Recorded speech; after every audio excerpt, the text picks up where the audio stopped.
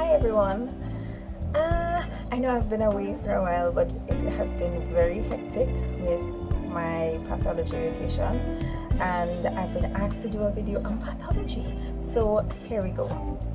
Alright, so pathology is basically divided into 3 sections, right, that you have to cover in a very short space of time. And they are Haematology, Microbiology, and Pathology. And the Pathology is then broken up into Surgical Pathology, Anatomical Pathology, and Chem Pathology. So I am basically going to give you, a few little tips about how to survive through your rotation. Alright, so I'll take it in blocks. The first one is Haematology. So for the Haematology rotation, I see people walking around with Essential to Haematology. This book here, Essential to Haematology. Basically, we use this book for the first 2 Haematology courses that we did. But time is too short, time is too limited. I used this for probably 1 week and then I had to put it down. So what I would recommend is the Pathoma. Oh my gosh. Pathoma is a beautifully written book, right? It's called The Fundamentals of Pathology. This is the book here, Fundamentals of Pathology by Dr. Hussein Sattar. And this book is wonderful because it prepares you for step 1 of your assembly style. But it just breaks everything down into such a concise manner. It's wonderful. And it has the hematology section in this book. So it's for more than one use, which I will let you know later. Right? In this book, it's wonderful because if you can see here. Can you see here? Yes. So at the ends of each page, you have a section to make notes, which I find is so amazing. And it's not very large. It's how many pages? Let me just check. It's 221 pages, including the index pages. So it's wonderful. Get this book. It's a bit pricey, but make the sacrifice. I was being very conservative and trying to save and not buy the book, with the book goes videos, pathoma videos. Now the videos, you don't just want to use the book solitarily, you want to use the videos because mass consumption, it allows mass consumption, and he would explain the concept so beautifully in the videos. But alongside the videos, sometimes he says something that might not be in the book.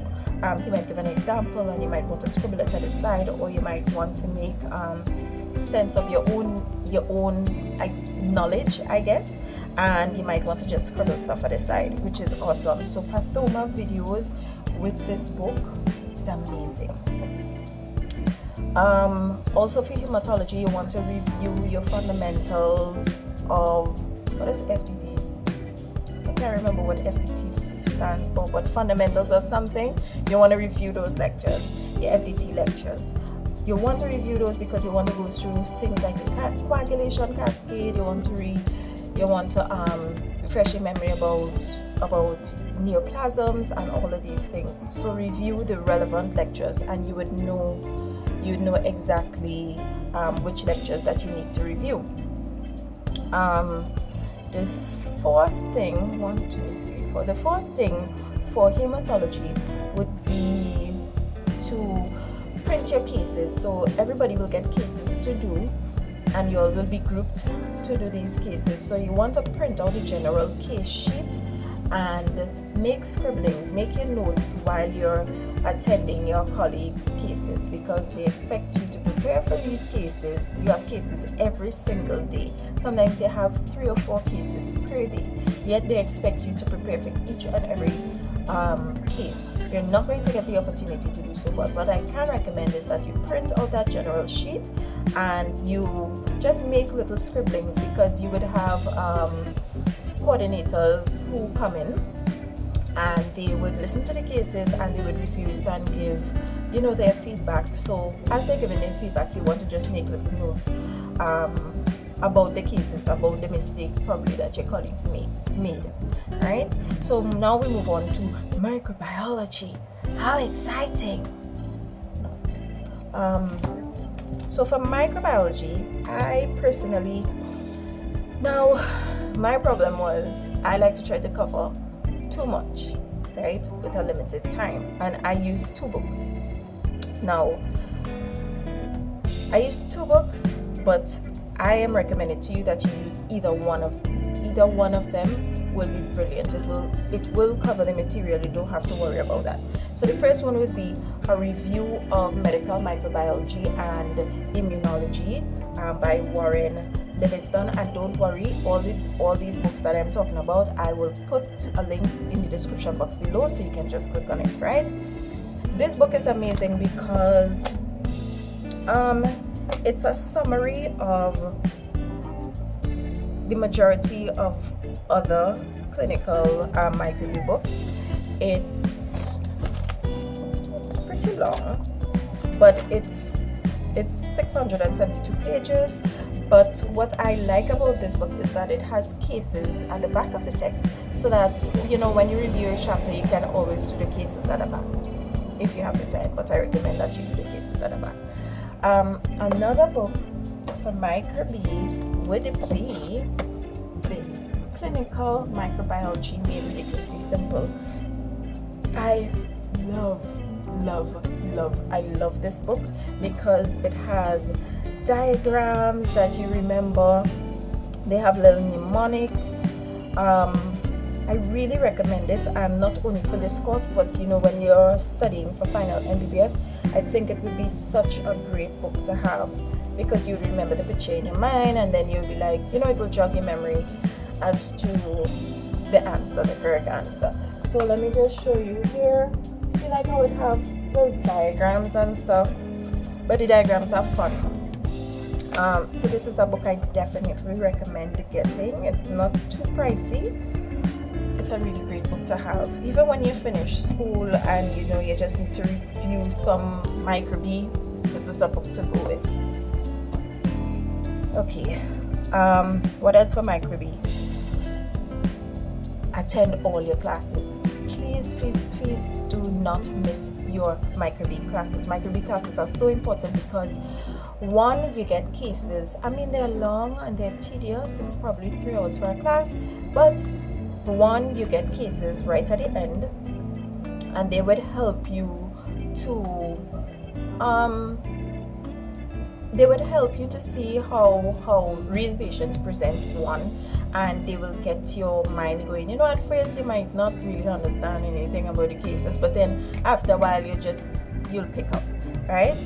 So you want to attend all the classes. Second reason for attending all the microbiology classes is that there are things that the demonstrators would say or your lecturer would say that is not necessarily on the slide, and you probably would not really find that information anyway. It's just information that is practical and that you need to know, and you might have to read like books in order to find that information. So it's really important that you attend all your microbiology classes.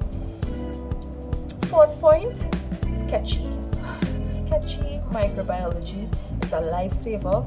It's another video-based component, but it's targeted for microbiology in particular, and you won't go through all the videos, obviously, but for the times where you can't be bothered to read clinical microbiology made ridiculously simple, just sitting down or even lying down in your bed and just putting on a video, you absorb the information passively, and that is kind of what you need, because I'll give you a tip at the end for, what can I say, that a professor gave us like a week before we finished pathology.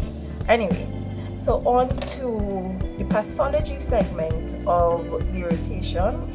There are 3 segments. You have your surgical, pathology, anatomical path, and chemical path.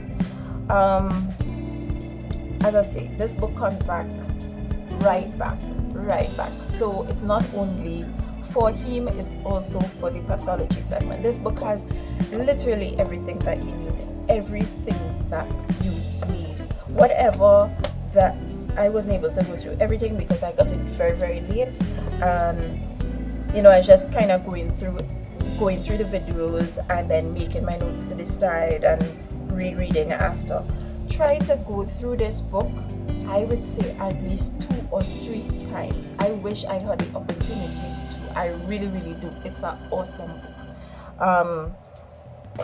In addition to this book now, you want to space yourself for your pathoma, because sometimes you end up watching so many videos that you're just like, and you really don't want to continue learning, but space yourself out. Second tip, this is for the clinical pathology component. This book, clinical biochemistry, lecture notes in clinical biochemistry. It's a really nice book. It's very concise. It's to the point. It's only 316 pages. It's very, very good. They have cases, real life cases in there. It's a UK-based book, so some of the values, the reference values you have, it may not be in our metric system, but it's easy to convert. But this is a really good book to get. As I say, again, I will put the links down below so that you can access them. What can I say about pathology again? Okay, so some people was reading this, right? This is Robbins, Pathological Basis to Disease. Now, Robbins is an excellent resource.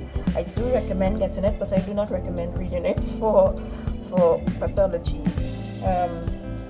For our pathology rotation, because it's only 10 weeks long, you really don't have that amount of time. Only if you need clarification in something, then you go to the Robbins. But the Robbins is a really great book to get, generally, yes. And for the tip that we got from a professor, and it was a week before exams, so it was kind of like, but it was really helpful. And he said, make sure that you come to the hospital every day, because that's how you learn. Medicine is an apprenticeship, and we as medical students are very well tempted, and a lot of us I have stayed home sometimes in order to try to gain knowledge, try to gain information. But he said that's really not how you learn. You learn by being around, by seeing things, by interacting with your lecturers. And the second tip that he gave was to read. He said that we should not, after we leave school, we should not be studying more than 4 hours per day. You should just be, those 4 hours are just for you to just read. And I had such a big problem with that, because he said just read. He said it doesn't matter if you don't understand what you're reading, just continue reading anyway. And I found that so helpful, because most of the time we don't read information once. Most of the time we read information more than once. So it's not like you'll be missing out on anything. And that advice, I wish we had gotten that before, because most of the time you spend 2 hours on a lecture trying to get it because you don't understand this one point, whereas you can go on and understand the rest of the information and then probably come back to that.